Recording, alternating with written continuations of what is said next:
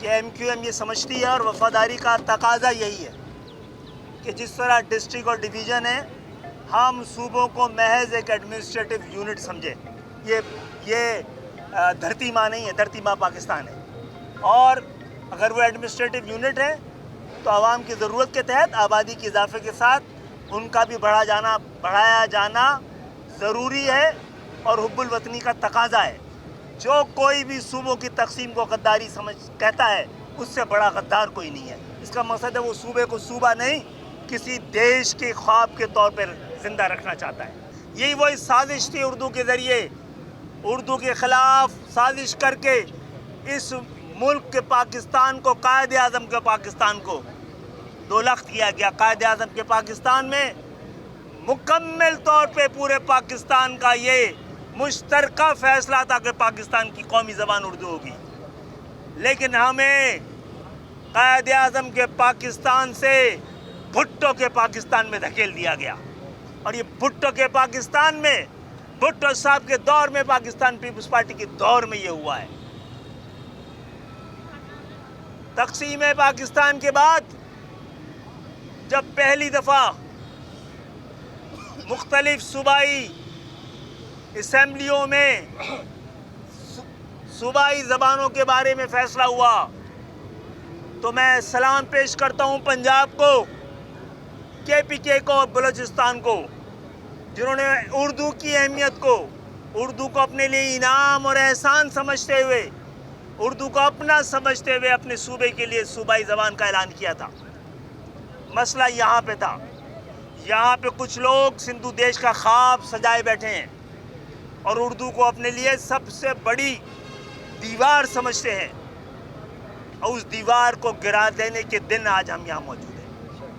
اور انشاءاللہ تعالی جب تک یہ وطن قائم ہے، اردو کی شان قائم ہے، اردو کا نفاذ ہوا ہو یا نہیں ہوا ہو، اس کا اثر بڑھتا جا رہا ہے.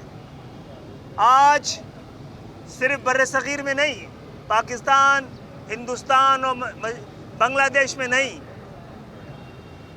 سری لنکا میں، برما میں، نیپال میں، بھوٹان میں، سکم میں، افغانستان میں اور پورے مشرق وسطیٰ میں اس خطے کے لوگوں کے درمیان رابطے اور رشتے کی زبان یہی اردو زبان ہے.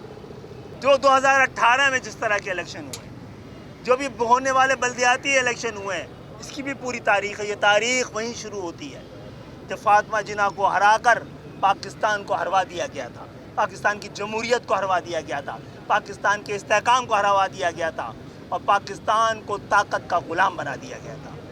ہم سب انشاءاللہ تعالی اردو زبان، پاکستان میں جمہوریت، پاکستان جس مقصد کے لیے بنا تھا اس کے لیے قربانی دیتے چلے آئے ہیں اور دیتے چلے جائیں گے.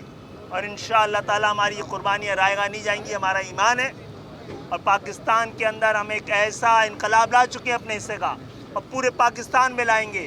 ہم عام پاکستانیوں کو ایوان میں پہنچا کر اور ان کے حق میں قانون سازی کر کر پاکستان کو دوبارہ اس راستے پہ ڈالیں گے جس کے لیے یہ پاکستان بنایا گیا تھا. کسی کے میئر بن جانے سے شہر کا مالک نہیں بن سکتا، عوام کا نمائندہ نہیں ہے.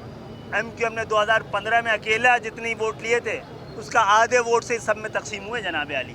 تو 5% کے مینڈیٹ سے تو کوئی شہر کا مالک اور خود مختار، ہاں کیونکہ 15 سال سے اس شہر کے سارے وسائل اور سارے اختیارات کسی بھی وجہ سے ایک جماعت کو دے دیے گئے ہیں جو 50 سال سے، جس کے بعد کراچی کا کوئی مینڈیٹ ہی نہیں رہا ہے. اس نے 100 کے قریب UC یعنی پاکستان لاہور سے زیادہ UC اس شہر کی چرا لی تھی. کیا اس کے بعد اس انتخابات سوال جماعت اسلامی سے بنتا ہے اگر وہ خود کو کراچی کا سمجھتی ہے؟ اگر کراچی کے بارے میں PTI کا ہے تو PTI سے بنتا ہے. آپ نے 100 UCوں کی ڈکیتی کے باوجود اس انتخابات کو انتخابات تسلیم کیسے کر لیا ہے؟ اب بھگتی ہے آپ جناب عالی.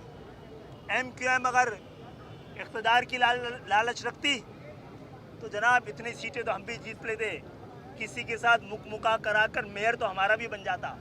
یاد رکھیے گا، کراچی کے میئر بننے کے لیے کبھی کو کسی اور کے ساتھ डिप्टी मेयर का भी मुआहदा MQM नहीं करेगी इंशाअल्लाह ताला। मामला कराची पर इख्तियार का है, ये कराची की आवाम का इख्तियार है। अब 35 साल से हम ही इसके नुमाइंदे रहे, हमें कोई रिप्लेस कर देगा तो हम उसके साथ खड़े होंगे।